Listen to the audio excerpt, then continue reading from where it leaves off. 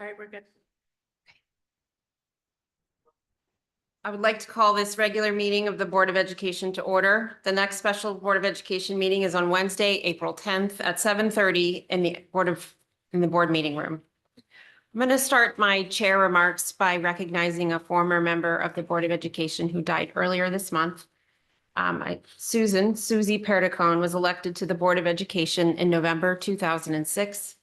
She served 3 terms and was well admired by her fellow board members as a dedicated, well-prepared, thoughtful, intelligent, collaborative, accountable, and passionate individual.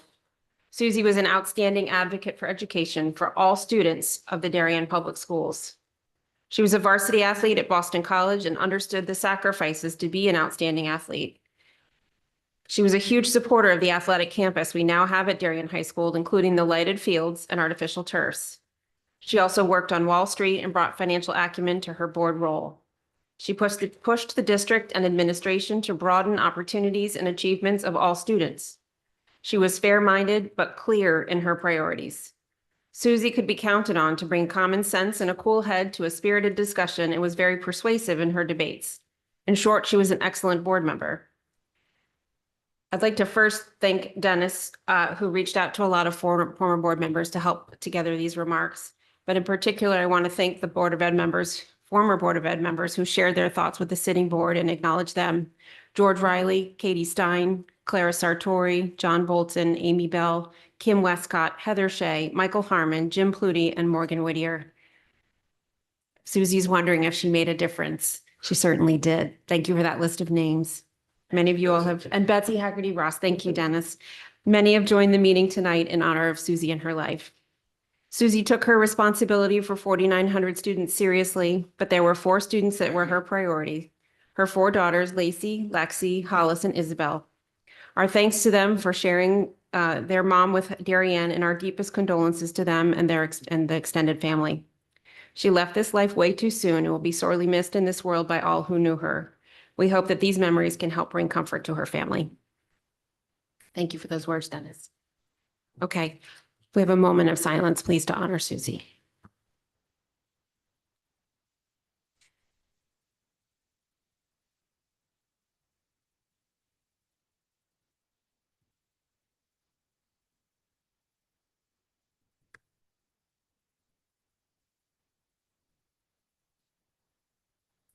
Okay. Thank you all. With that, we'll move to public comment. If anybody in person would like to participate in public comment, please come to the podium. If anybody online would like to participate, please use the raised hand icon. We have no raised hands at this time. Okay. No one in person? All right. With that, we'll move to the superintendent's report. Good evening, everyone. I think we're on. Good evening, everyone. Thank you for being here this evening. Thank you very much. Thank you.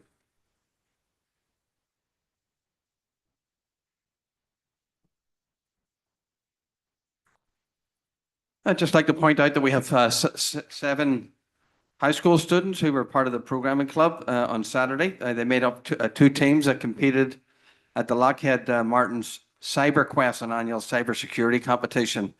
And that's at Sarcorsi up in Stratford.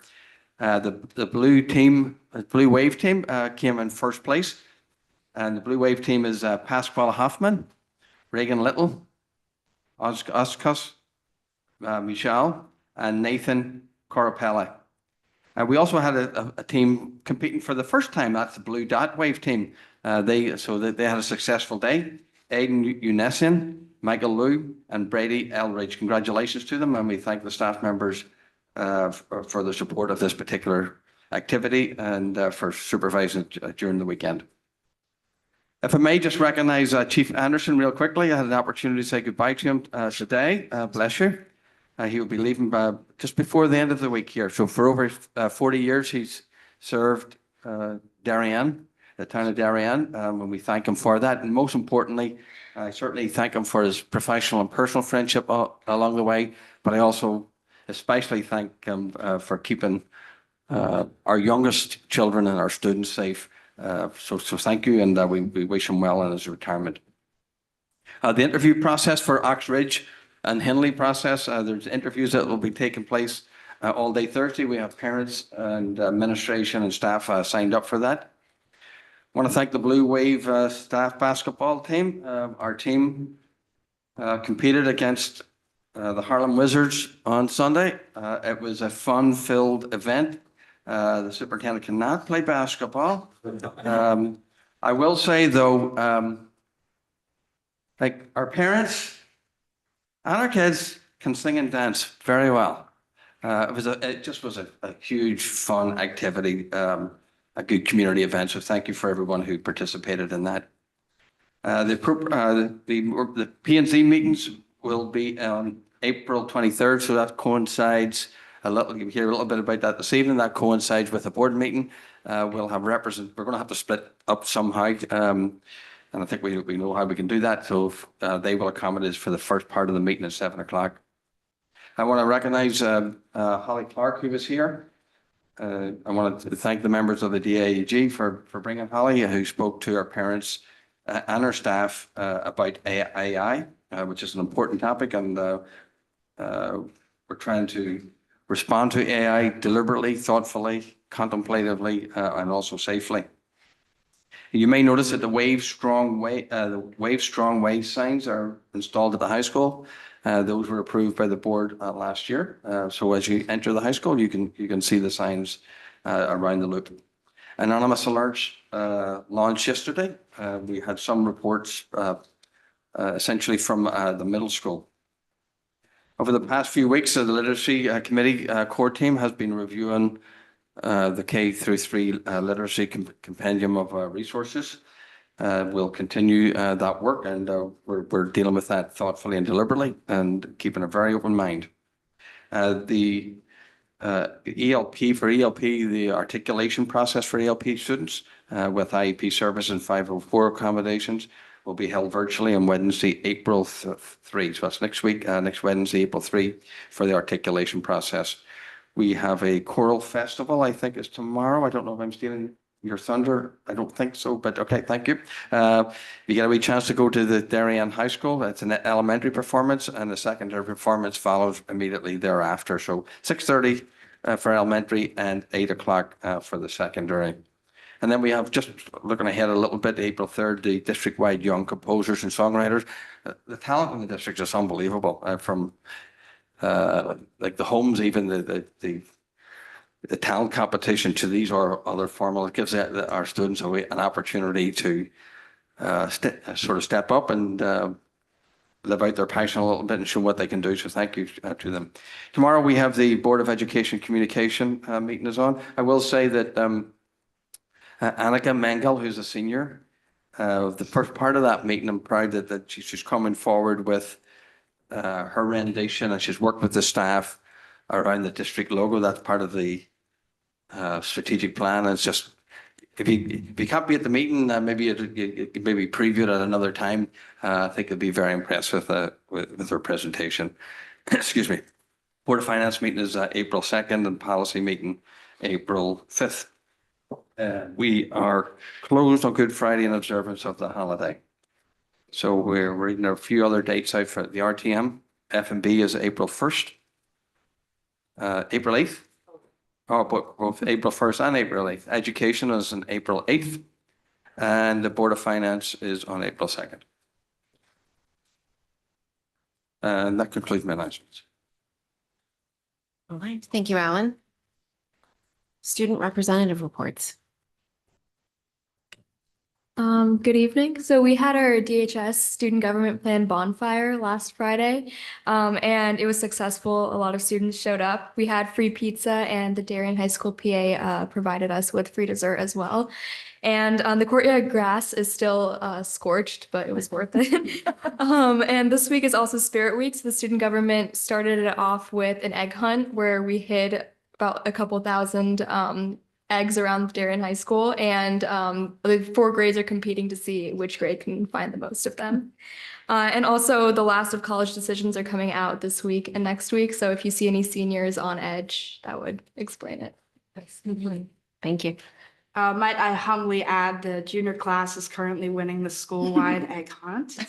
And the junior class has also finished taking their SATs. Students who were attending the recent band trip to Nashville will be taking it on April 5th. It was a great trip. We had some great performances and more importantly, some great experiences.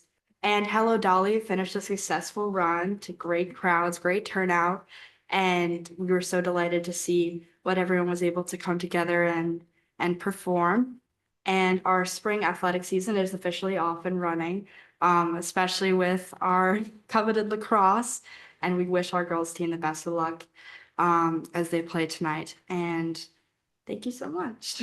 Thank you all.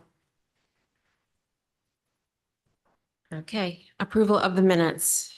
May I have a motion to approve the following minutes of the regular meeting held on March 13th, 2024?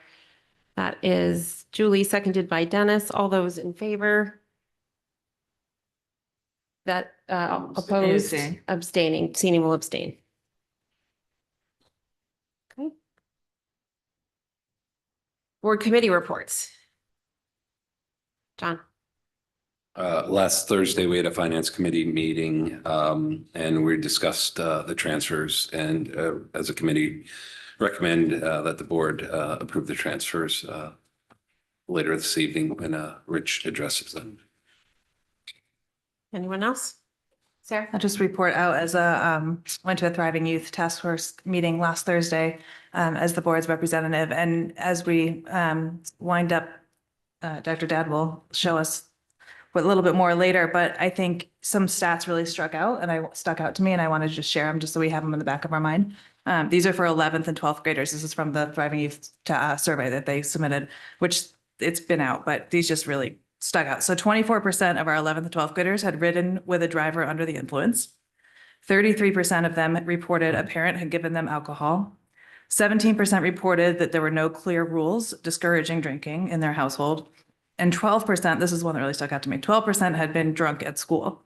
And that really, I was like, oh my gosh, they're drunk during the day, but it was games and prom counted as that. So that was very alarming to me. So I just, as we're listening to Dr. Dad, I think that it's important to have in the back of our minds. Thank you very much. Okay, any other board committee reports? HHR continues. I think the report is the same as last time. We did just have a meeting. Our thanks to Representative Mara for helping to get all our stuff filed with the state. But otherwise, we are continuing with phasing meetings and planning parent meetings, and we'll have people on site in April to continue to do some exploratory work, and trailers arrive in May. We're thrilled. Anything else, Ellen? No, that's good. That's good. Thank you. Okay. All right. Presentations and discussions. We'll start with the update on mental health and wellness. Alicia is joining us. We're going to keep questions on this one pretty high level. And if there's anything that needs a particular amount of feedback, or follow up, we can use email to follow up. So, Okay. so she's doing the presentation on wellness, and I can tell you she has not too well at the minute. She has gone downhill. She did not want to miss this opportunity to present, but she's feeling well under the weather right now. So I thank you for being here, and we'll get you out of here probably as quickly as we I can. appreciate that. And I apologize if you need me to repeat anything, just let me know. I will do my best. And thank you for having me join such an important topic. Every time I'm here, I appreciate the questions and the feedback. So I just wanted to start with a couple photos of our wellness center. Our wellness center, we've been very lucky that the DHSPA gave a wonderful gift of furniture, and we've been trying to really maximize the offerings that we have in there. So you can see some of the things that have happened during Wellness Week, just inspirational quotes to one another. I don't know if you can tell, but in one photo, a young lady is holding a guinea pig. We had the Darien Nature Center attend in January, and the kids really seem to enjoy it. So I just wanted to start with this quote because I want to ground some of my comments in kind of the work that's happening across the country and the need for mental health and how urgent it is. When we look at the Surgeon General of the United States, he's really identified 6 primary priorities that are current and that are most pressing. Of those 6, about 5 of them we'll touch upon within this presentation and the work that we're doing collectively around mental health. Of importance, he identifies social connection, that we are a community that tends to be a little bit more isolated, more technology kind of drives us apart when really what we need is to be together. Youth mental health is a driving force in the work that we do collectively as a nation. Workplace well-being, burnout, and COVID-19 follow-up. So just to really emphasize the importance of the initiative that you've taken in prioritizing mental health for our kids and integrating it into our community and our schools.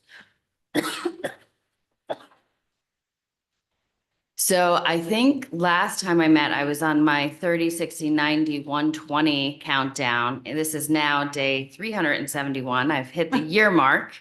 So I wanted to come back a little bit and take a step back in terms of what the charge was for me when you all decided that this was an important position to create.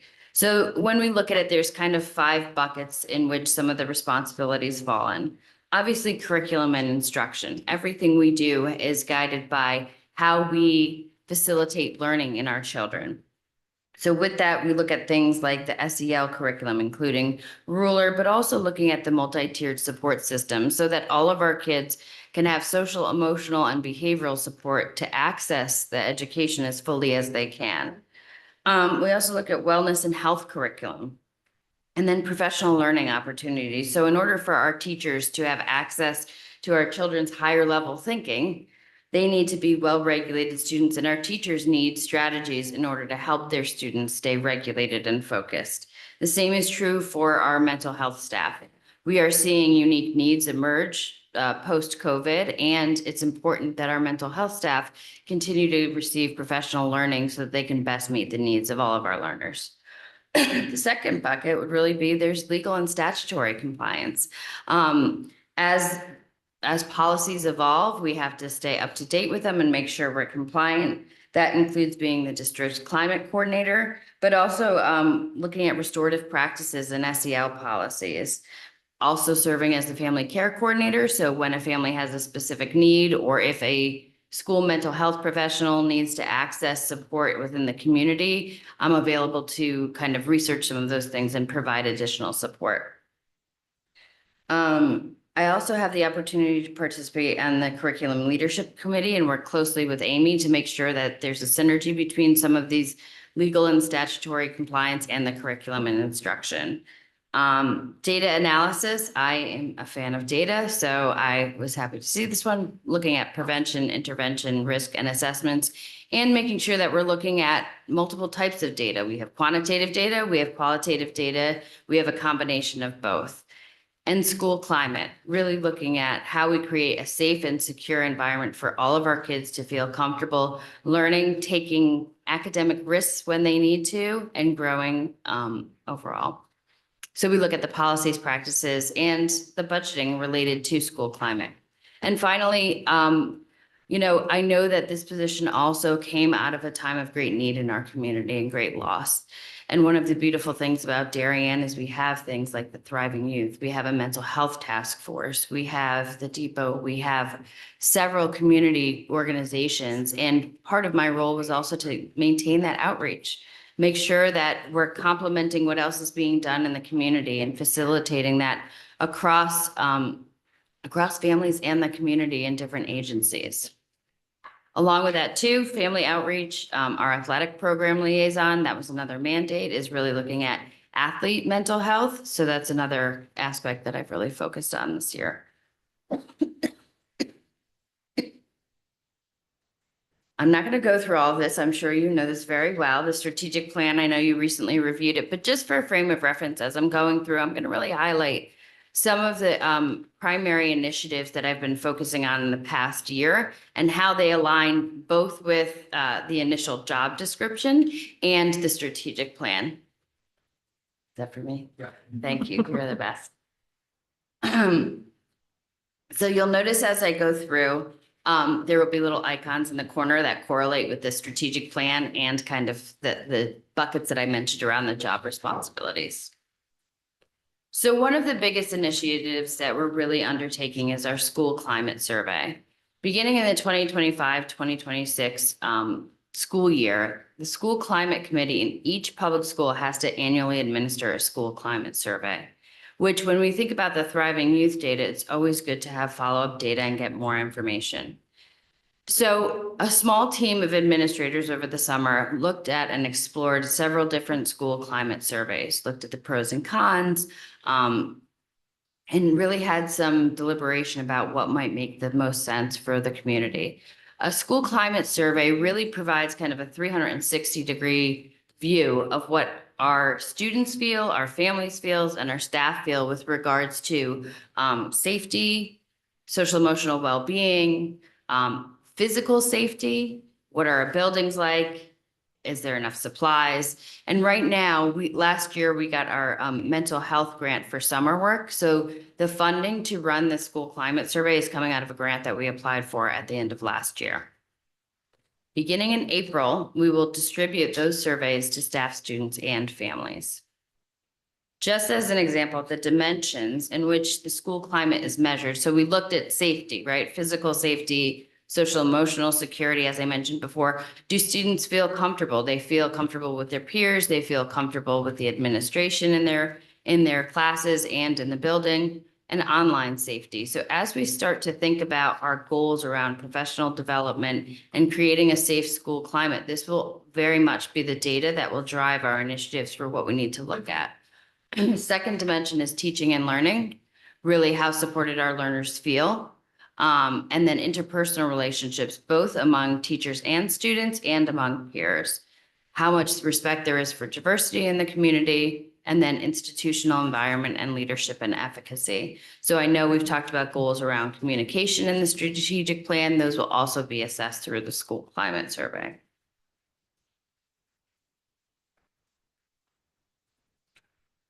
The state has also included legislation that really looks at restorative practices as one of the functions for creating a safe school climate.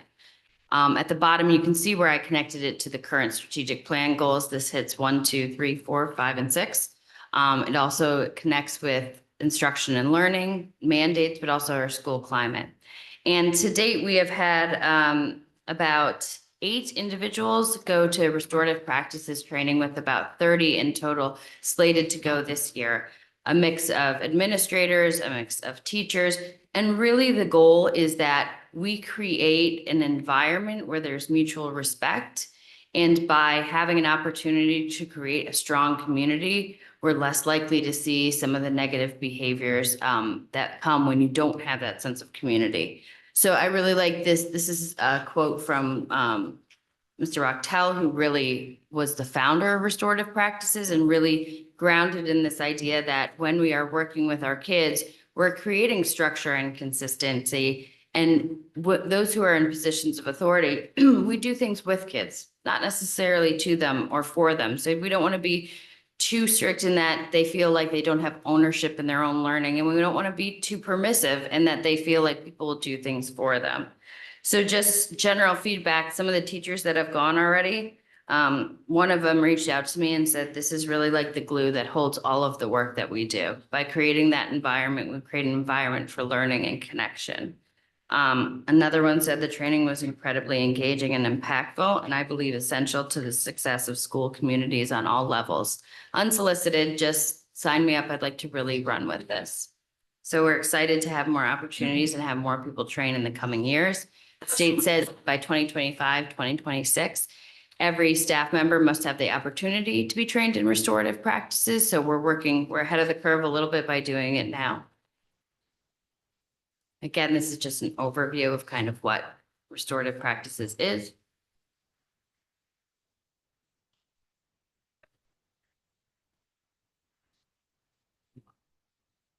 And as I mentioned, really integrating how data informs kind of what we look at with the mental health needs of our students across grade levels.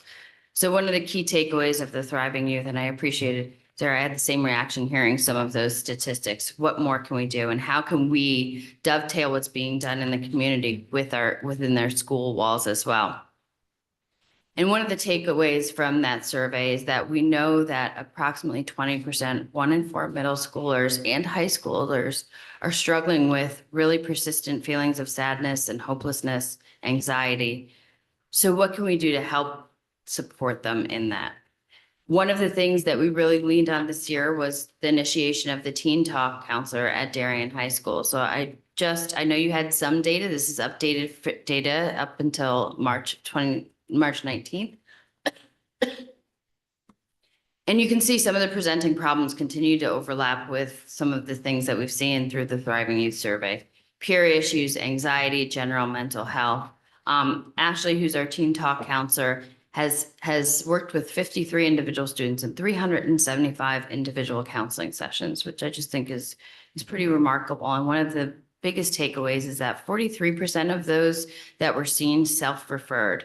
So we have kids who we're constantly, and we know that the data supports that even if a kid has one important connection to an adult, that is really a key indicator that's going to foster resilience. So we see that these kids have sought out support. Additionally, Teen Talk allows for greater parent interaction because they can have after-school sessions and conversations, unlike our other mental health staff. So 54 parent guardian support sessions. Another area where we've seen Ashley support is oftentimes we have an increasing number of kids, and this is consistent with data across Fairfield County and beyond, who become increasingly school avoidant. It is often very difficult for our own staff to do home visits that are time consuming. They might be pulled for other meetings. So she's really able to support that work. And she provides bilingual counseling. One of the things that came out of the Thriving Youth Survey is that there's certain populations that are not accessing services the same way. And one of those would be our individuals who are maybe multi-language learners or individuals who come from traditionally underrepresented communities. And Ashley is really pulling in approximately 21% of the students accessing services are from one of those groups. So while we have that current data, we'll also get data at the end of the year where with each student, Teen Talk collects data, Ohio scales, which is a scale that really looks at problem severity and functioning. So we'll be able to see if there's any change in that over the course of the year. The students will provide satisfaction scores. Why did you come in and how are you feeling about it? And then there's also data regarding drug and alcohol use, which also came up at the Thriving Youth Survey. And hearing those statistics, we'll have a sense of what are we currently seeing. And then Ashley also rates on progress. Other data that's kind of driving where we are with mental health is the emergency data that we see out of Middlesex. These numbers represent, if we were to continue the rate at which they're being reported, they'd represent an increase over last year. And we've really talked about how important Teen Talk, one of the charges when I came here was let's look at Teen Talk for the high school and then consider the middle school. I think the results have been really promising in terms of the high school data. And when we look at the middle school, they're struggling with some of the same issues and the same rates of anxiety and depression. Again, in working with administrative staff, there's greater flexibility to respond to crisis. I think this also connects with, we did just launch anonymous alerts, and there is definitely a disproportionate number of submissions coming in from the middle school. And that means that we have to shift on the fly and kind of assess those kids in the moment. It also allows us to do more preventative work. When we have somebody available to respond to crisis, it allows our mental health staff to push in when needed to help support the teachers who are supporting the kids and doing classroom-wide behavioral supports instead of individual work with children. They will continue to do that, but it just provides more opportunity. And Teen Talk also, because they provide wraparound services, so over the summer, if a student needs extra support, if they need to connect with community agencies, they're able to do that.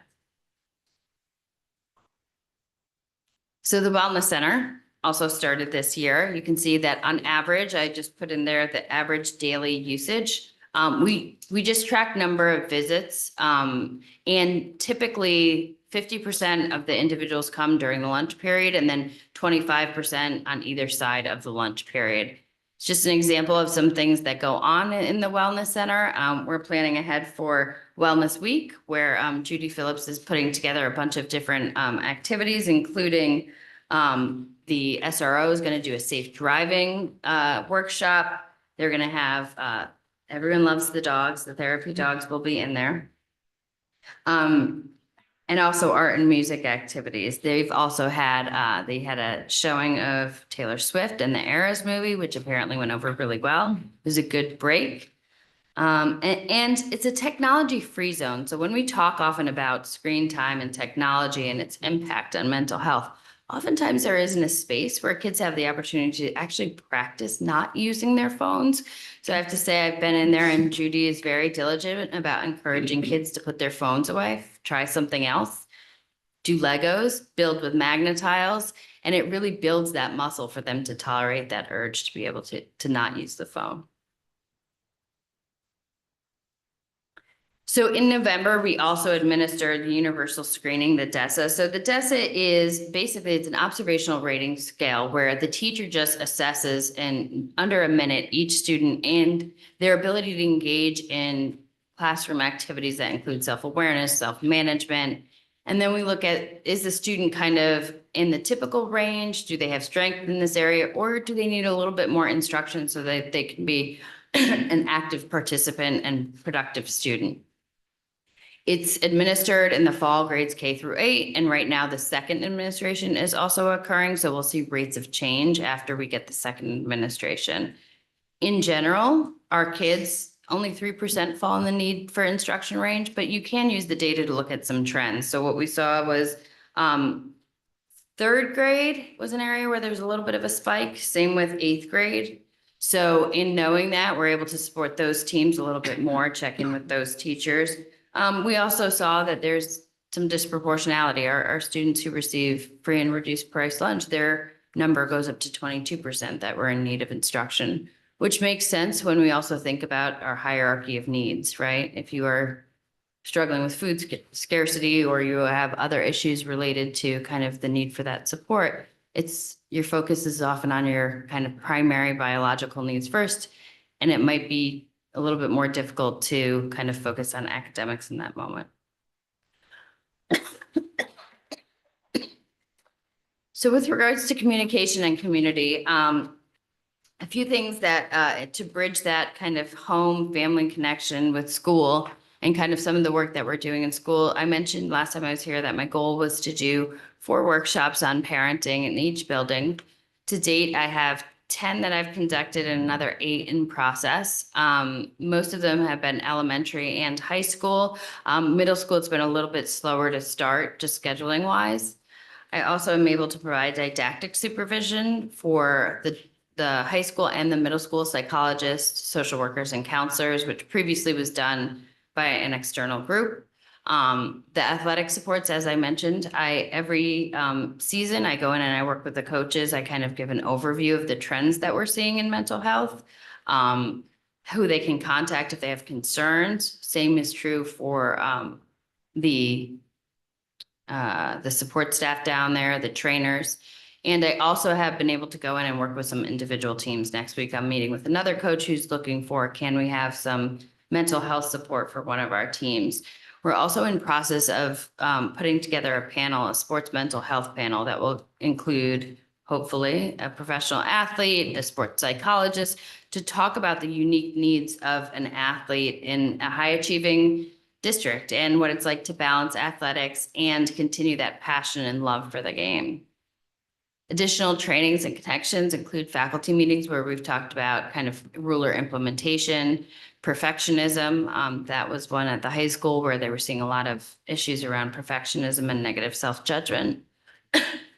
Continue to participate in the SRBI teams and the SEL committee and DEI work. Individual student and team meetings. Oftentimes, as I had mentioned, if there's a particular student who has a more clinical presentation, we just need to refer out for certain support, I'm happy to join the team, support the families in any way possible. We recently had training in the comprehensive school threat assessment, which actually the feedback from that I also got, someone said this was one of the best trainings. We often talk about policy. This really helps with procedurally what happens when a threat comes in. A lots of, tabletop discussion, lots of, here's the questions you would ask. It's a very structured, well-researched, well-organized approach to addressing threat and anonymous alerts, which, as I had mentioned, just kicked off yesterday. So, it's been a interesting kind of, we're working on some of the kinks, but you already see kids using it as a tool, an additional tool to help them feel safe and report kind of, hey, this is going on. I'd love to talk to someone about it, or just so you know. As I mentioned about that communication and the way in which we collect data. So these are just some examples when I'm starting some of those parent workshops, and I just ask, like, in the moment, what are some of the things as parents that you currently are struggling with?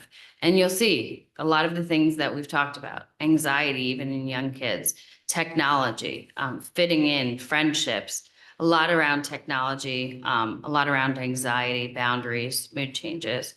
And then this guide's kind of the conversation. I have to say, I've been really grateful to have those parent workshops. I know there was conversations about whether or not to make them larger or smaller. There's been some really organic and wonderful conversations among parents about what it's like to raise a teenager or a 10-year-old or a 5-year-old during this time. Again, here's some of the community organizations that we continue to work with. I know Thriving Youth met this week, and we continue to have conversations. Mental Health Task Force was this morning. Human Services Planning Committee is tomorrow. So a lot of overlap in terms of how we can work together. Another focus has been on really developing and retaining well-qualified mental health providers. We have great psychologists and social workers, and there continues to be need. This is an area of need across the country, psychologists and social workers.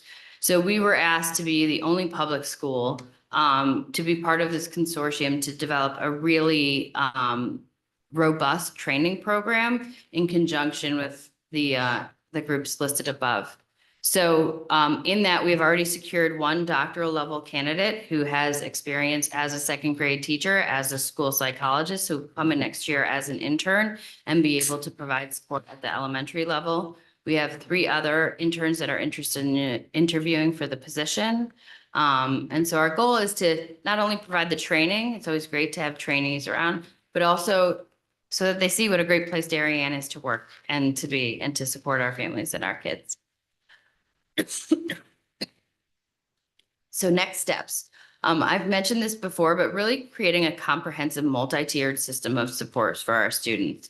I think that this is a lengthy project. It really looks at what each school, and right now that's where we are in gathering the information with what each school is doing and how do we bring it together in a cohesive way, the same way we have done with our math and literacy.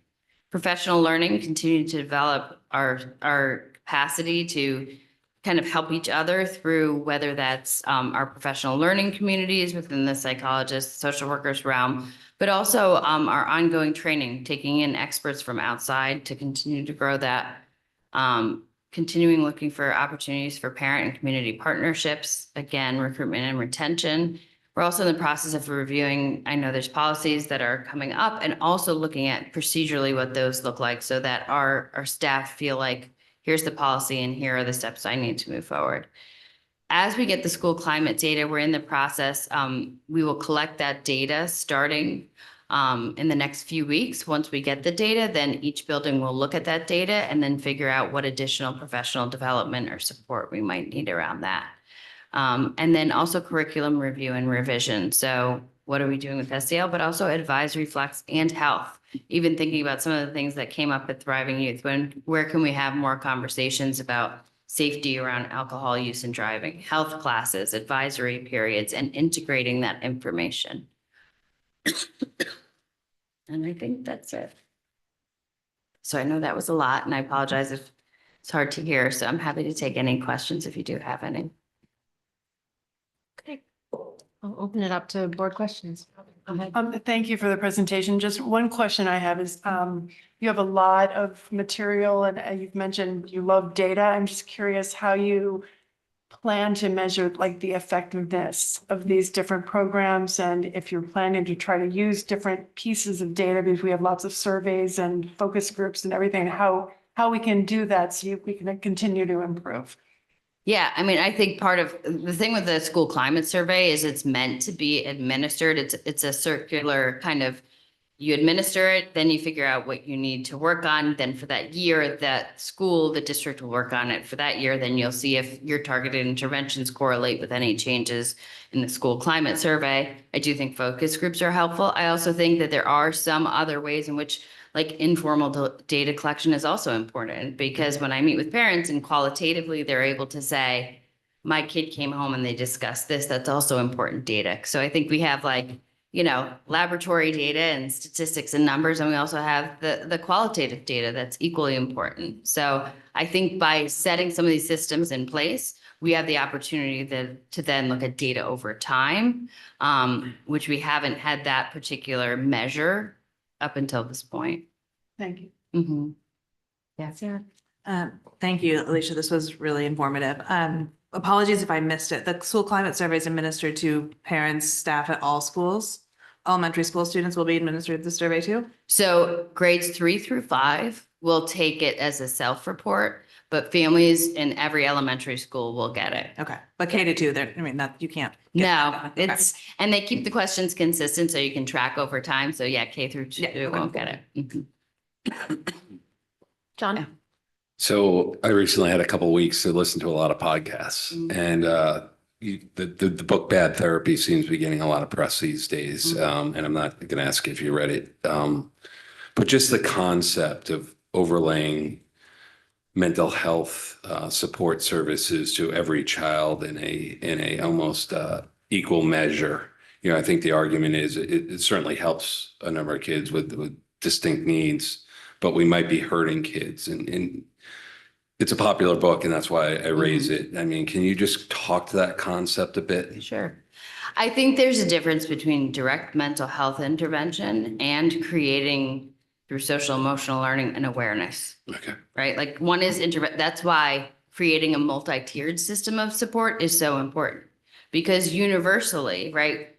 It's also when our kids are regulated. If you ask, you know, you have a student who's really connected with their teacher, they're going to put in a lot more effort, and we actually have data to show that the teacher ends up being a better teacher. So that relationship fosters learning in general for all students. So I think then when you move up the tier, you go through, you have an SRBI team, MTSS team that will say, what does this particular student then need? So I think what happens is, you know, there's a difference between providing targeted mental health support and creating a resilient community. And I think that differentiation is important. All right. Thank you. Mhm. Katie? I'd be interested to know some of the buckets that are included in the survey. And it doesn't have to be answered tonight, but if, you know, and just how that might get reported back, if it will be high level, if just be interested to see like what it covers. Mhm. Mhm. Yeah, so there's those 14 dimensions that were within the 5, but then generally we look at kind of trends to see things too, like, so we might look at some demographic data. So we know some of the things that came out from Thriving Youth. We might want to say, okay, where are we stand now with our, you know, individuals who are multi-language learners? Like, do we still see that playing out 3rd through 6th? So we can look at it kind of at a high level, and then as needed, dig a little deeper. Greg? Yeah, thanks again for the presentation, really helpful, and hearing you talk through is even more helpful.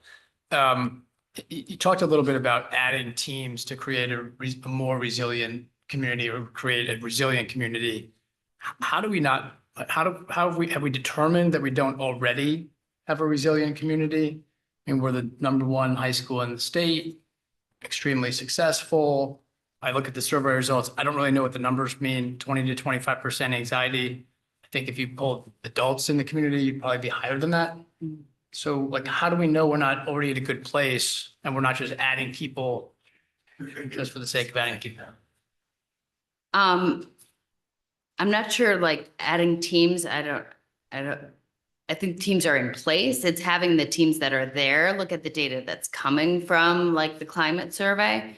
And And when you look at resilience, I think it's also, yes, our kids are doing really well, and there is a mental health crisis that they're experiencing. The level of stress and anxiety is higher than ever before. I mean, I think I had mentioned that right now, kids are experiencing anxiety and depression that's equivalent to an inpatient individual in the 1950s. So there is a trend, and that's why, you know, nationally it's been an issue, but also, you know, within our community, I think it's about building resilience. It's not looking at necessarily a consistent deficit model, but how do we help our kids find balance? So you can you talk a little, I mean, this is probably a bigger topic, but can you talk a little bit about the drivers of what's actually the root cause of that? Because that's not just a Darien thing, that's a nationwide thing. And I know I've asked you the question before around the utilization of smartphones and technology and screen time. Is that a direct cause? And are we addressing that issue if it is? Yeah. So, you know, the whole issue of cause versus correlation, correlationally, like if you look at it, the advent of the, you know, smartphone in 2007 aligns with some of the challenges. And there's also additional factors. You know, COVID really did change a trajectory for a lot of our kids, and some of the factors that help them build resilience and be more connected. So it's, I wish I could say there was like a single factor. There was already a trajectory that was happening before COVID, then COVID. And so I think that's where looking at kind of how do we come together as a community in a multifaceted way, look at how we intervene. It is a larger conversation, always one that I'm happy to engage in. But I think, you know, we'll get more information from our kids directly when we ask them, do you feel safe? Do you feel secure? Some of the questions in the school climate survey, I think, will help with that too. Julie. Thank you. Thank you, Alicia, and we want to get you out of here. No problem. One quick thing, I would love to see a list of the presentations. I don't know that they're posted anywhere yet, but I'd love to see what's happened already and have access to them. I think it'd be great to have a place where they're stored that's easily found. To the climate survey, I'm curious what we will be able to glean from the findings about kids' view of their future, if possible, because it's wonderful to understand how they feel in the moment, but is there any way to understand how that makes them feel about what's next, as far as being hopeful and, you know, recognizing possibilities and potential and that kind of thing, which I think you need to feel safe and secure to be able to see, but can you talk to that a little bit? Sure. I think one of the things is this is a nationally administered kind of very standard measure, and that data is meant to then also drive other ways in which you gather data. So it might be through focus group, it might be through follow-up. I don't know that this will exactly touch upon that, but I think it's the springboard to have further conversation. Okay, how do we connect this, your current feelings of safety and security, to what you see for the future? So while it's not directly assessed in here, I think we get information that helps, whether it's smaller groups, whether it's additional survey questions, whether it's targeted. We'll see, okay, well, maybe this particular grade is an area where we need to focus on this, and this grade we need to focus on something else. So I definitely think it's a really important question to ask. Hopefulness is a very important factor for resilience. And Alicia, how did we come up with the National Schools Climate Center? Why is that who we selected, and how did you find them? And sure. Do other people, how widespread is the use of the specific? Yeah, so they are very widespread in Connecticut. Like, I know not New Canaan uses it. It's a common, we narrowed it down to 2. The other one was significantly more expensive. And after consulting, I'm also part of an interdistrict mental health provider. So I close contact with people from Westport, from New Canaan, from Greenwich, from Fairfield, and we all came together, and I kind of asked a lot of them, what are the pros and cons of the ones that you use, and would you use it? So that helped guide it. And then when we looked, and they have also additional resources, like for data interpretation if needed, they jump in. They've been incredibly responsive. I heard from another district, another group that they used. It's been more expensive and they've gotten less feedback. So really just our team kind of looked at about 3 and then narrowed it down to 2 and then decided that this one was the most relevant. And The other point is, since this one, you can't really change it supposedly, right? It allows us an opportunity to norm against other districts locally, nationally, so on. Katie.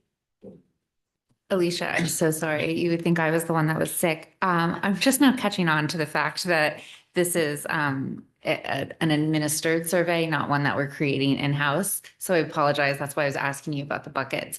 So to update my question then, how will this survey address Darien specific things and things that we're concerned about, appreciating the value of what Dr. Adley just mentioned and these buckets? But I'm curious about things that we know are going on in our own community. You know, there have been parents who have raised concern about start times at the high school, right? Obviously, smartphones are one. You know, another one that I hear about is how difficult it is to be absent and making up work. So I'm just curious about how we might capture important data that is unique to our community. Yeah. I don't think this is an exhaustive survey. I think the state says you have to use a standardized, well-referenced, normed instrument. So the option is it would be a large undertaking to standardize our own measure and analyze the data, like a multi-year process. And this does have to, I mean, by 2025, 2026, we need to do it annually. That's not to say we might not do that at some point, but this is a starting point. And I think then it might also, there are other surveys, other ways that we can kind of get at some of this information. I think we need the standardized questions. That's part of what the state asked for to set that benchmark, which will then guide our school climate, but it's not exhaustive either. I think those conversations continue to happen. And So you're saying then that you'll expect to come back to us after this has been administered and sort of analyzed and understood, then you'll take that data and kind of look at like, what else do we need to do here? So what'll happen is each building, their school climate committee will look at their data too. And then they'll sit, so each building will look at their data and look at it specific to their needs and and that will then guide their school improvement plan each year. And then they'll come back and we'll give it again, or we'll say, you know what, we really need a follow-up group around this particular area. Thank you very much, Alicia. We appreciate you being here this evening. Thank you. Thanks, Alicia. Thank you. If I may just say one, how on Wells is feeling, that's the first thing, but I will share with you that we're very appreciative of Alicia's position. And I can tell you from our students to the staff to families, Alicia is highly thought of in making a difference around the district in this arena. So thank you very much. Thank you. My pleasure. And thank you for prioritizing such a position. Thank you. Okay. We'll move on to discussion and possible action on establishing a 2024 Darien High School graduation date. So we have 2 snow days. And that would typically push us from Wednesday, June 12th, which was the original date for graduation, set early in the year, tentative date, to Friday, June 14th. And that would seem to be fairly straightforward. So tonight is an opportunity either to consider it and not make a decision until April. I would, if it's 6 of one, half a dozen other, I would suggest that it'd be nice to get information to families before the holiday if possible. So I would advocate for that if the discussion is not long and arduous. State law allows you to do this essentially. Actually, you could set it at the start of the year for, in this case, it was going to be Wednesday, June 12th. So you can even set that date as a solid date if you wanted to at the start of the year. I think that's a wee bit more problematic, to be honest with you. But the recommendation here before us is not just straightforward. It's instead of the Friday night, with a recommendation to have it on Thursday. One of the primary reasons for making that recommendation at the high school is that it provides an opportunity to have a rain check day. Because often we hear you haven't planned for something else or otherwise. So that might mean that if Thursday, I don't know, at noontime or something like that, and the weather's not cooperating, we would then rolling over to the Friday night at 5 o'clock. Now, Friday night could be just as bad and then we have it inside, right? So that doesn't preclude it altogether, but it increases the possibility of having it out. Outside, now, inside's a beautiful, like, there's the ceremonies inside are also very nice, but outside just accommodates more people. So it's just traditionally, I think it's a better opportunity for people to participate. So we're looking, the recommendation is that to have it on Thursday. You may recall that teachers don't have an act in the contract. We eliminated their last preparation day. So if it's on Friday, that's the last day. Are we worried about participation of staff? Well, if it's their last day, they might be more inclined to come on the Thursday night, that's the Friday, but that being said, that's the secondary reason for it. There is an incremental cost for it, it's just $3,700. I would offset that through superintendent adjustments to some of the high school accounts. The major reason for that, there's a wee bit of a rental equipment for Thursday and potentially Friday. Although the company for renting the chairs and so on and so forth are not charging us twice, so it's a fairly small amount. It does kick back the middle school moving up ceremony, graduation ceremony to the Wednesday. But traditionally, the students came back for an extra day, they'll be coming back for 2 days. We don't see a problem with that administratively. There's enough for the students to do between giving stuff back and continuing their work. I want to see that as fairly straightforward. So the recommendation tonight is to have set graduation for the Thursday evening. Board questions? I have a question. Sarah? So as a mother of an 8th grader, I am curious how having 2 days with that after you've moved up is going to be tricky to get personally get my child to school. Could there be a possibility of doing an afternoon ceremony for middle school and evening for the high school? I just think that's too heavy a lift for our staff. That was the answer. It's just too heavy a lift for the maintenance, custodial and something. Yeah, that's just the answer. Thank you. Thank you. I'd just add, having had an 8th grade and a 12th grade graduation last year, that would have been a heck of a day to try to do it all in one day. It would have been a lot. Okay. Are we comfortable moving forward with it? Oh, sorry, go ahead, Dave. It is. So I'll take that as Mr. Brown motioning. Is there a second? Okay, Julie seconds. Okay, all those in favor Favor of Thursday. Is that what we're of voting setting the graduation date? Yes. for Thursday? For Thursday. With Yes, the let me understanding that if read it's the a rain motion. date, it will be Yeah. Friday. Let me read me the actual motion. May I have a motion to approve June 13th, 2024 as the 2024 Darien High School graduation date? Mr. Brown moved, Julie seconded, for Mrs. Best. All that I believe was unanimous. Yes, thank you all. Thank you. I think the community will be appreciative of the date before the break. Thank you. Okay. With that, we'll move on to discussion on February 2024 financial report and possible action on proposed transfers. Rich. Can you just put the PowerPoint up? The power.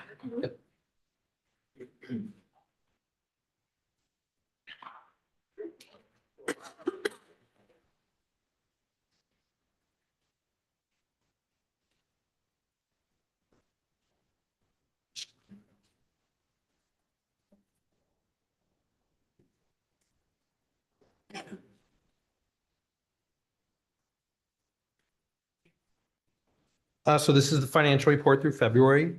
Through February, we are forecasting a deficit of $162,652. The general education RCs are forecasting a positive $278,000, but the special education RCs are forecasting a deficit of $441,000. Overall salaries do have a positive variance of just over $9,000.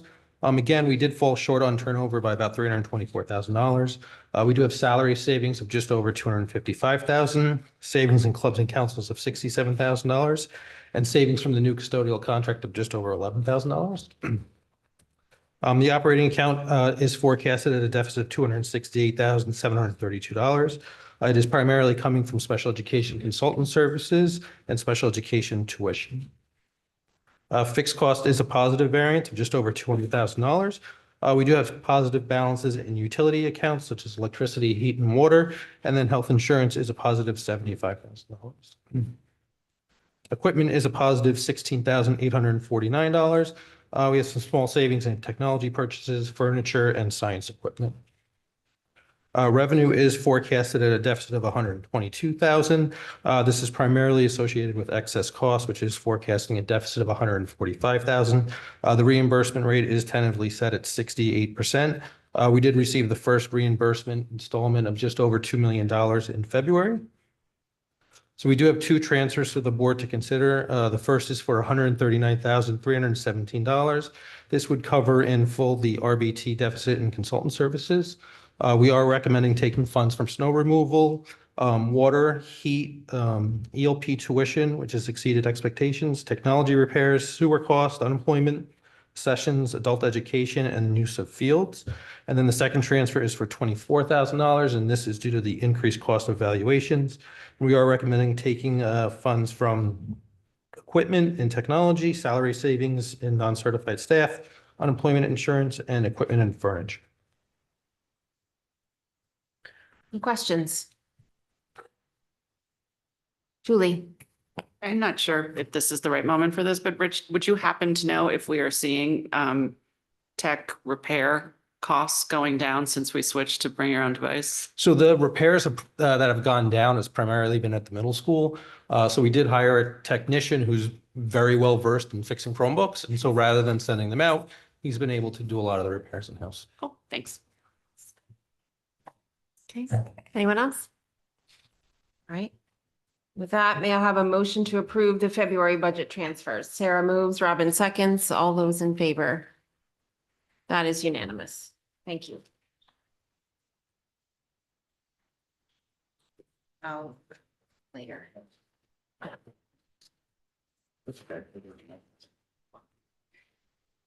Okay. Jill, Yes. just one thing, and just in the finance committee, it did come up about the pupil evaluations. I just wanted to confirm if we are going to be Yes, having we- some kind of an update on. Yes, yeah, right.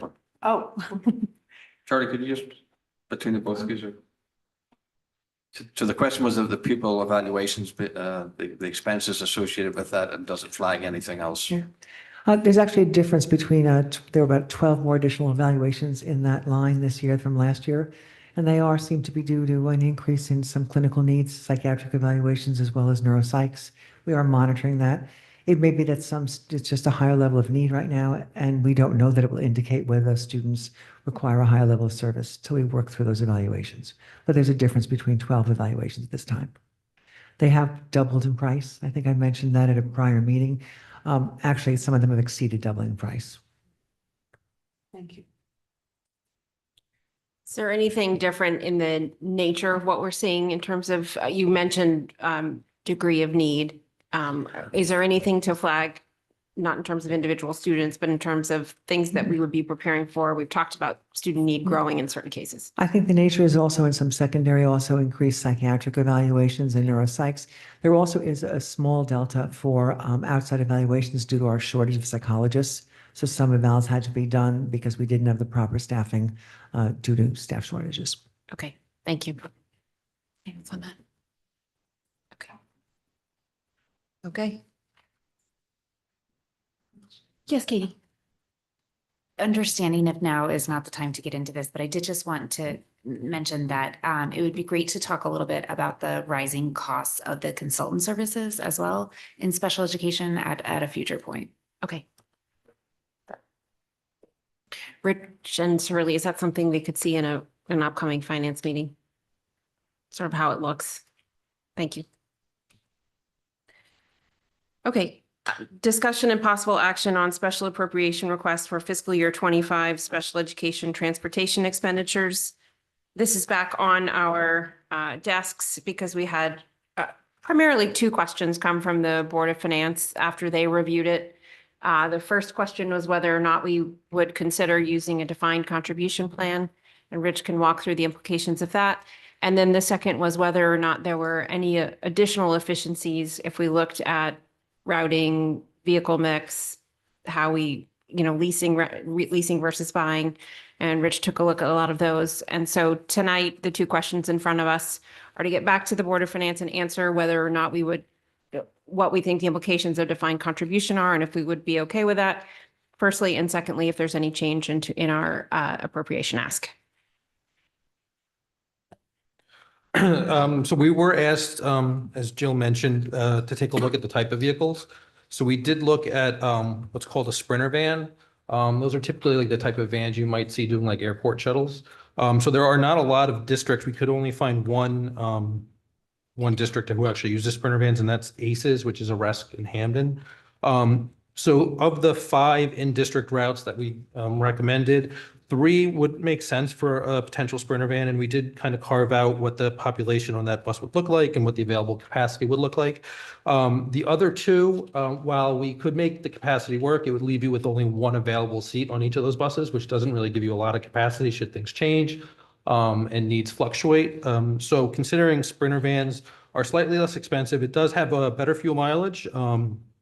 They are individual bench seats.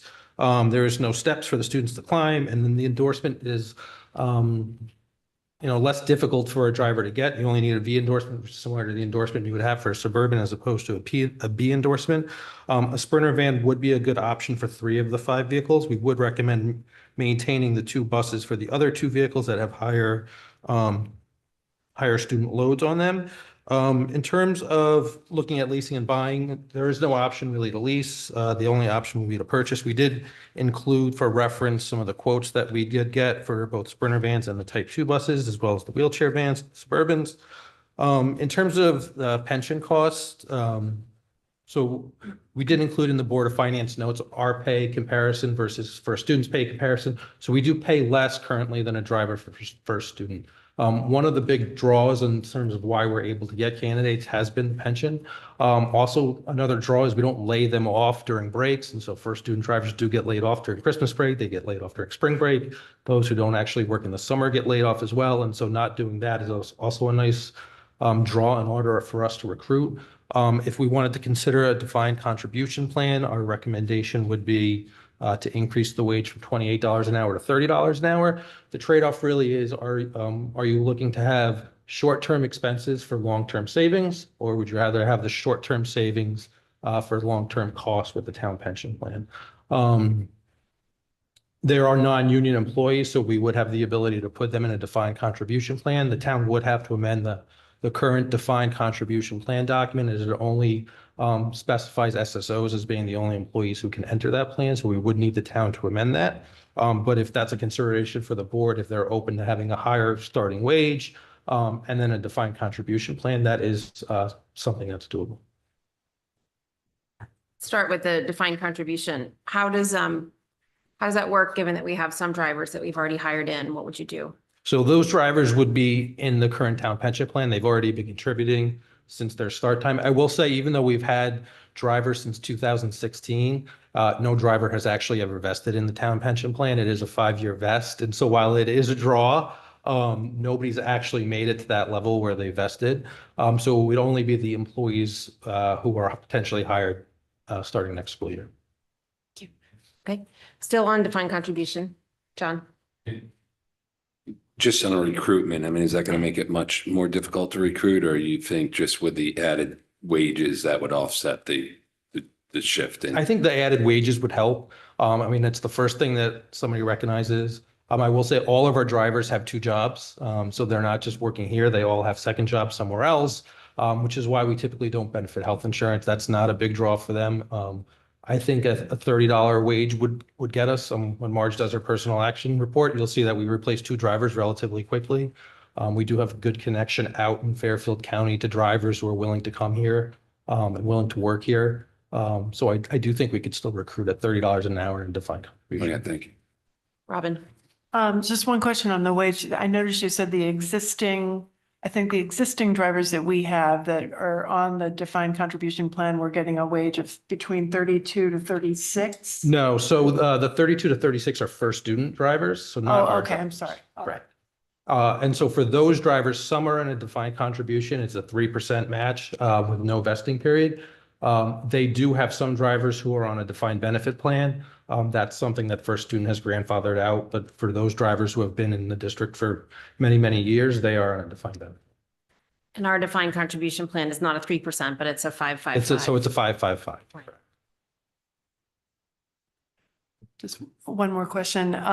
In the notes for the Board of Finance, you also had said that we have some longer-term drivers that are on the town pension plan, but all of the new drivers now are being transitioned or have been hired with defined contribution. No, so the only employees in the district who are on a defined contribution are the SSOs.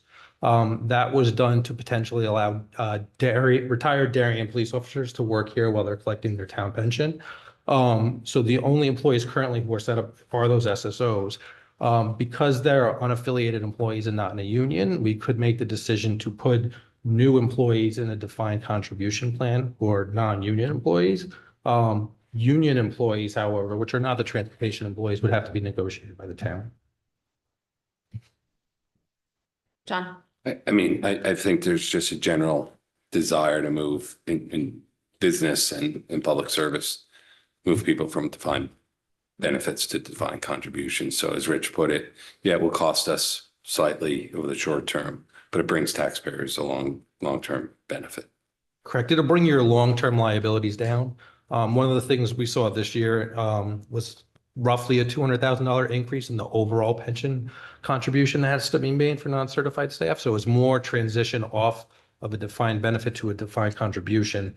Your long-term liability should shift down.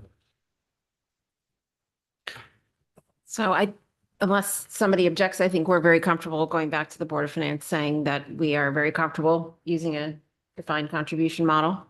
And they just would need to know that our operating costs will go up slightly when they review our budget. And we'll have those numbers for them. Rich is all ready to go, I'm sure. Yeah. Yep, so it's already in the packet. It's already in the packet. So the appropriation request could fluctuate a little bit. So our suggestion is to keep it at the 850. So let's do that one now. So we Right. just did defined contribution. Okay. Fire away. Well, that's the summary of it there in a nutshell, right? So the 3 Sprinter vans, 2 Type 2, 2 Suburbans, 2 wheelchairs could potentially come in a little bit lower than the 850, just giving us a wee bit of wriggle room, depending on how what services Richard uses to purchase this. We're saying potentially could we just do the 850 and we'll see. There's a wee bit of flexibility in there potentially if we're doing the Sprinter vans. Julie? Can we talk about the vehicle Yes. mix? Thank you. Can you give us any more color on why Sprinter vans aren't generally used for school transportation? And I ask this because I'm wondering about the user experience. Are you climbing over people to get in and out of the car? Is it harder these are young students often, and to load and unload that vehicle versus a bus with an aisle with only 2 seats together? It seems like a different animal. So it is a little different. So the school bus, the Type 2, is you have that aisle down the middle like that you're used to with the typical school bus. Sprinter van, the walkway is towards the edge of the vehicle against the windows on the road, the windows and the seats. We did talk to Dr. McCarthy in special ed if he thought any of the individuals who are getting in district transportation would have any difficulties. He didn't seem to think they would. They're also smaller. So a lot of districts don't have an in-district fleet of vehicles. Most contract out with First Student or STA or DATCO. So they're used to the more typical school bus, the yellow school bus that you see. Some of the private industry transportation companies have started to use what's called Sprinter vans. They're not necessarily associated with the school, but they do take school children on trips, mostly out of district. The difference really is the capacity of the bus. Are you comfortable with 28 capacity or 15? Obviously, once you hit that 15, it's like having a full school bus, right? So with the 28 passenger bus, and depending on the tier that we're in, typically it's 12 students is the max that you'll see. And then you add in a bus monitor, potentially a nurse, 14 people plus the driver. It's not a full bus. And so that's one of the reasons we didn't recommend the 5. While you could make technically 5 work, it'd be a tight bus. If I may follow up real quick, thank you. I did some extensive research on Google, and the Sprinter vans I found were all 12-seaters. Are these not your average Sprinter? So there are 12 seaters and there's 15 seaters. Okay. So Chevy Sprinter vans are they're like the Chevy Express ones. They're typically 12. Ford makes a Ford Transit. Those can be 12, and depending on I what you trust get, you. I just 15. want- I'm sure you did more than. So while we're Google, not necessarily saying we're going to get Mercedes, which is what you saw in the packet, those are almost all 15. The reason we did include the Mercedes one is so in the dealers that we reached out to Mercedes, we reached out to Chevy, we reached out to Ford. They were the only ones who actually were willing to come back with a firm quote. So while we have it at the 71, it could be that we get a Ford Transit vehicle that has a 15 capacity, and it could be less, it could be more depending on the quote. As long as we know that they will meet and serve the needs of the students who need them, that's the key thing. Right. Katie and then John. I'm sorry. Thanks. Rich, can you talk a little bit about the shift from the type 2 to the Sprinter vans in terms of that long-term lens, right? We were just talking about it in benefits, but I'm curious too about capacity, right? That if we are sort of planning for tight, full transportation, how might that look in the next year or two? So that's one of the reasons we didn't recommend doing all 5 Sprinter vans. So the 2 that we're not recommending, you'd be at 14 of a 15 passenger, including potentially a nurse and a monitor. So that doesn't give you any flexibility should you see anything shift. The ones that we're recommending are typically between 6 and 8 students on the given tier. And so while they might have 30 on the bus, it's really about the tiers, right? So the tiers being, are they going to the high school and middle school as tier 1? Are they going to Hindley, Tokenique, and Royal for tier 2, and then Oxford and Holmes? We want to make sure that there's at least, good 4 to 5 seats available should something change. Because otherwise you're going to be sitting here either having to buy another vehicle or contract out to somebody to cover you, which is one of the reasons we're not saying you should do all 5 across the board. So one more on capacity. These numbers and the seating arrangements, I appreciate that you were factoring in the support staff. This is also allowing for adequate storage space, backpacks, projects, whatever kids are. Correct. Yeah, obviously wheelchairs, but So anybody with a wheelchair would go in the wheelchair van, not the Sprinter van, because these are not able to lift the wheelchairs up. but are we considering the full scope of what children will need to do? Yeah. Yeah, so there's, even though it might not look like it, there is trunk space should we need something, whether it's a musical instrument or something like that. And the seats are either kind of like bucket seats or captain seats. And so there is available space there for a student to put, whether it's their book bag or something else. John. My question was Katie's, so thank you. Sorry, so I'm in the same vein as Katie with this. So do we have any historical data to show that what our growth rate has been the last 3 years versus, obviously we can't, what's the past is not the future, but can we look at how much we've grown? If we had done this 3 years ago, would we be at capacity, or how much growth would we have had?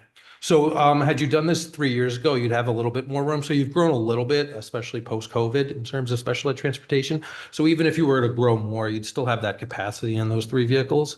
If you were to look back, 7 or 8 years ago, you probably had even less kids on the bus. And so you've been able to fulfill that capacity. Again, if we did all 5, you would not be able to do that. What's the life cycle of the Sprinter van, Rich? The bike type 2 is 8 to 10 years, right? So these should be about 8 to 10 years. Also. You'd maintain them similar to a Suburban. So the maintenance on them, as long as you do your oil changes, you do your brake changes and your fluids, and you maintain it just like a car. We're not going to use them for high volume miles because they're all within district.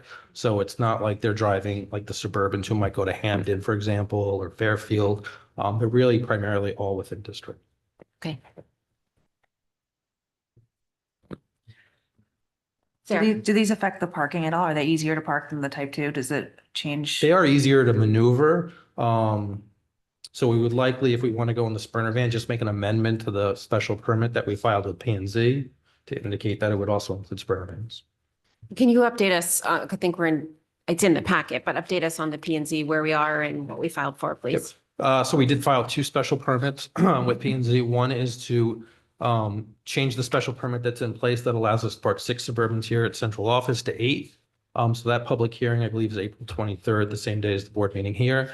And then a second special permit was filed to park 7 vehicles at Building 16 on Thorndale Circle, the Fitch property. And so that would, is originally filed for the 5 Type 2s and the 2 wheelchair vans. If we decide to go for the sprinters, it would be 2 Type 2s, 3 sprinters, and then 2 wheelchair vans.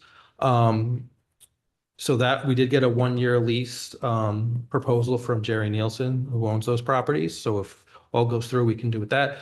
We have been looking at other properties, not in Darien. We did find a lot in Norwalk who's willing to rent us space that would be able to park these vehicles in a gated property with a camera. It is a little bit more expensive at $24,000 a year as opposed to $6,300 a year.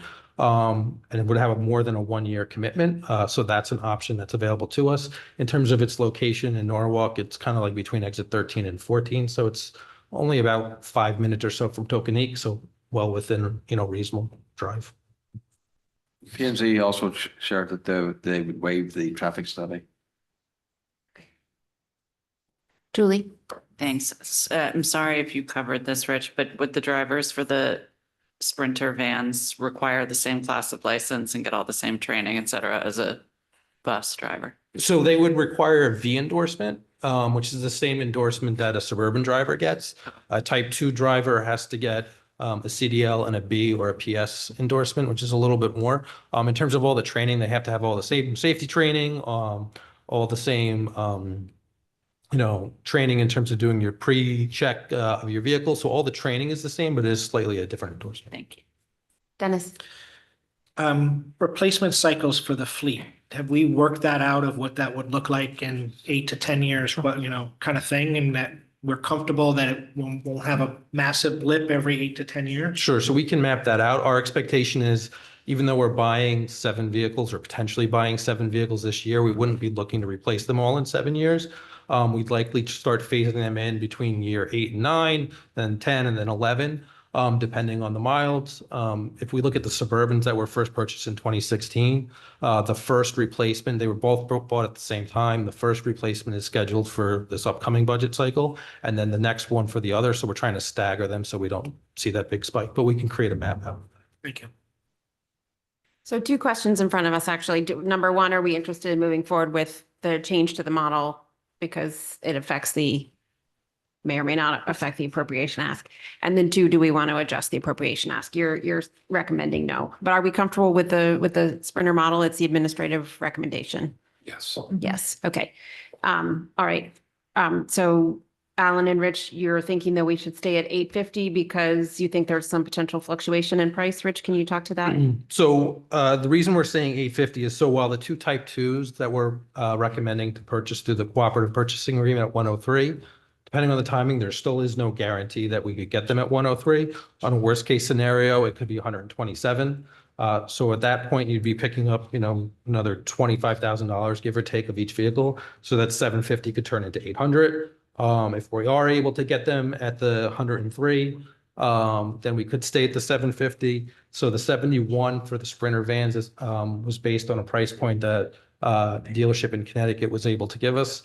We would have to put that out to bid because it isn't on a state bid or a state contract. And so there's still no guarantee that they will hold that price if they are the low bid between now and when we're ready to purchase. And so while I wouldn't expect it to go from 71 to $100,000, it gives you a little bit of flexibility should those prices shift. And then if we don't spend it all, then it just goes back to the 10. What would be the time frame by which, given that we would, I understand that we have to go through the RTM process, which would bring us to May 9th. But given that, what would be the earliest that we would we would know what our final prices are? Is it basically still May 9th? Because So it will depend on who has the vehicles and when we can commit a purchase order. So nobody's going to hold our price until we actually give them a purchase order, which commits us to pay. I will say the vehicles that are more of a concern really are the Type 2 buses. The Suburbans are available. The Sprinter vans, while not everybody sells commercial Sprinter vans, the Mercedes dealership that we talked to has them on the lot. It doesn't mean they will have them on the lot come May. But I think we won't have as difficult time securing vehicles like that because they're a little bit more common. The ones that the lead time is more of an issue is those Type 2 buses because you only have so many avenues to go to. Okay. Can I ask that? Sure. Yeah. I guess the question is, if you're going into the RTM meeting and you know, approval looks likely, will you have a better sense of the pricing? So I like, think the what, day of? so if there is like support to go forward with the Sprinter van, one of the things we could do is we can issue the RFP and just not award. Okay, And then time those prices to come in. And then if the RTM says no, or the Board of Finance says no, we just don't award. And then when the RTM votes, if they vote yes, at that point, we should have a good idea of what that price. so they could cut the appropriation if it came in much lower at They the could, RTM. yeah, Yeah, sure. that's what I was getting at. Okay, thank you. And you think that we would know by that date, so we could say on May 9th. I think we would be able to have a good idea. Thank you. All right, so it sounds like the recommendation is to stay with the 850. Does anybody differ from that? Okay. We do. Oh, do we have to? We really don't have to have a vote because we already have asked for 850. Okay. While the details have changed, the appropriation ask stands. So we can, Rich is prepared with the follow-up. But we don't have to vote. Okay. Which means we don't have to go back to any other boards either. Yeah. Because we did go to because this is a capital request, we have been to Board of Selectmen, Board of Finance, and the RTM committees. So now we really don't have to go through another round, though we will explain that we're changing some of the operational components. Okay. Next agenda item. Thank you. Discussion and possible action on special appropriation request for fiscal year 25 school security expenditures. This is something we've talked about in executive session a number of times, and we just have talked about the time frame for bringing it forward. The Board of Finance wanted to see this in time for to consider it as part of their overall budget vote, which is April 9th. So, you've got some options here. Rich, you want to? Sure. So we do want to point out that one of the two items that we discussed has increased in price by about $24,000. So you'll see the appropriation request is $1,074,000, which is $24,000 higher. So there are really three options to consider. One is to request a special capital appropriation in the amount of $1,074,000 to fund school security initiatives. So if you were to go that route, the Board of Ed would have to approve it, and then would go to the Board of Selectmen for approval, and assuming that they approve, it would go to the Board of Finance for approval. And then if they were to approve it, it would go to the RTM for approval. The second option is to amend the Board of Ed's capital request to $2,548,900, which would include the $1,074,000. We would not provide descriptions or discussion of the items in public. If the other boards had questions, we would go into executive session as we have in the past. That obviously delays the timing of the project. I will say, given the delay, it's not likely that the project would be finished before the start of the school year. And while it doesn't necessarily have to, because we can have vendors and we have had vendors do this type of work off hours, obviously it's nicer to have it done, and it's a little bit cleaner when you can have it all done in the summer. It's likely would spill over into the September, October timeframe. Option 3 is to increase the board's capital budget request by $124,000 and just purchase one of the items that has been discussed and then delay the other to a future year. And those are really the three options to consider. Okay. If we move forward with option 1 and the Board of Finance disagrees, they can execute on option 2 and move it into our budget. So, I would recommend we keep the same time frame, unless people, at a minimum. I would agree. Yeah. John, do you have a comment over there? I guess it's tough to discuss this without defining which is which outside of executive session, but given one of the projects is not going to come to fruition in HHR for a number of years, I've kind of, looked at option 3 as a viable alternative by, putting forth the smaller security appropriation. And then I guess the question, Rich, is if you were to pool, I know the HHR bidding for that security enhancement is in place, but if you were to do like another 3 schools along, would that increase any capital efficiencies or installation efficiencies possibly? If you did like 6 schools and I mean, potentially you could have some benefits with labor because all the labor would already be on site. I wouldn't think you'd get any benefits from the materials itself, but potentially labor. I mean, that's kind of why I'm looking at option 3. But that's my personal thoughts. You might get a labor benefit, but you'd be paying escalation, so you probably a wash. Dave? Thanks, Jill. You mentioned that between option 1 and option 2, if we went with option 1, then Board of Finance would have an chance to go to option 2. I'm find option 2 attractive because of the fact that we're keeping details out of the public eye. So I just don't know if we want to defer that choice to Board of Finance or if we should actually make that decision here. So I don't know if you could expand a little bit on your comment before.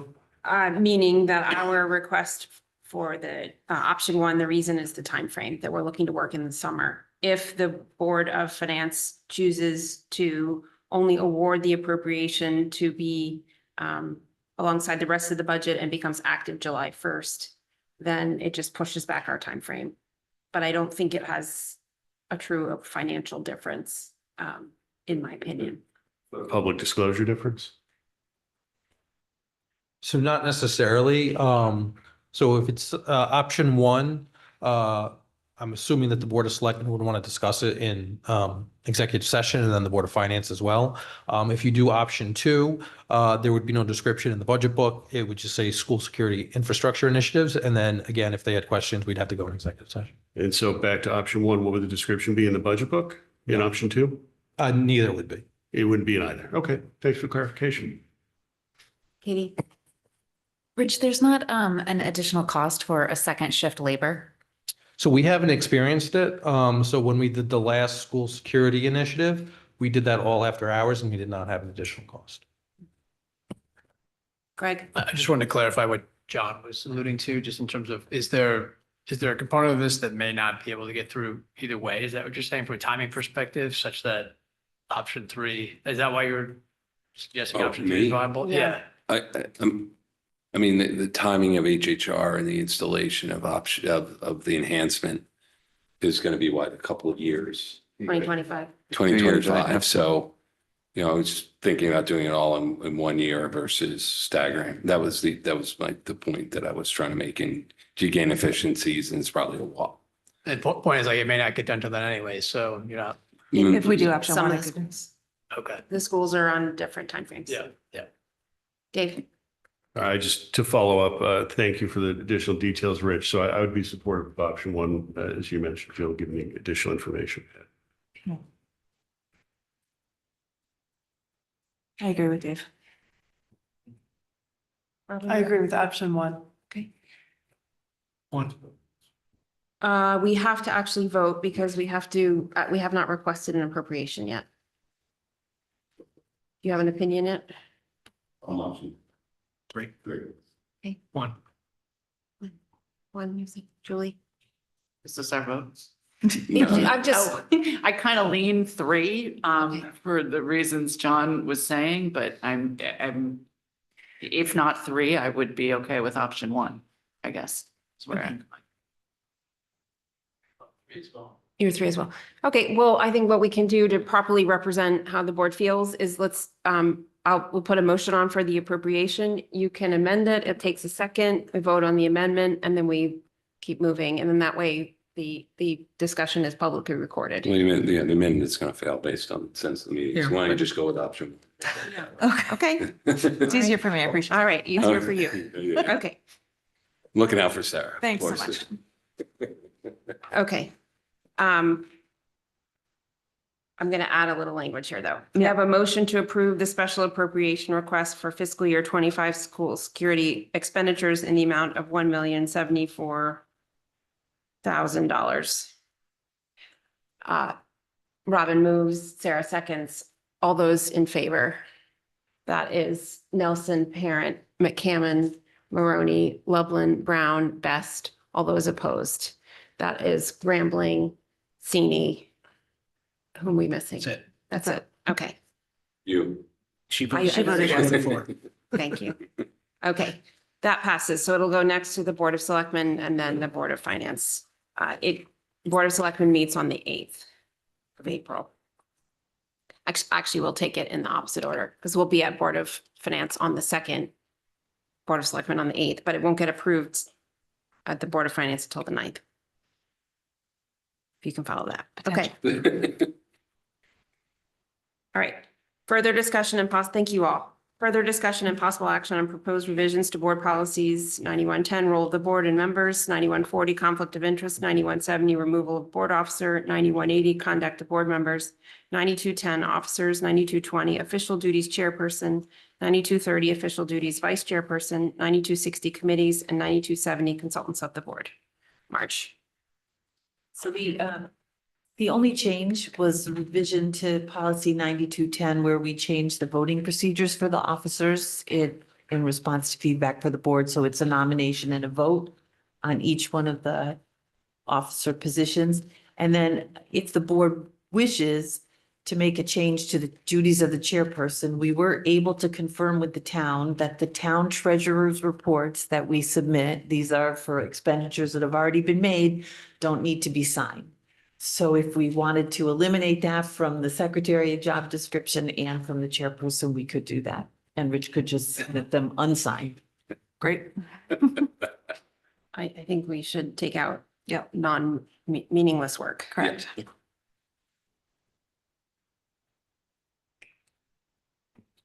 Okay, any questions?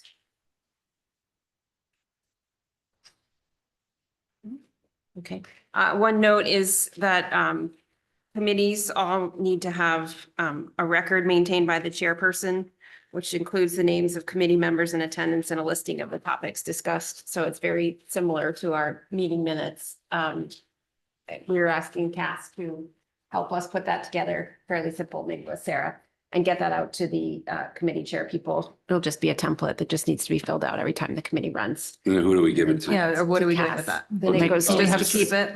Yeah. Can we have Sarah sign them? Because she needs stuff to sign. Then it goes to Cass and it will get posted online. Perfect. Okay. Surprise, Cass. Okay. All right, with that, no questions?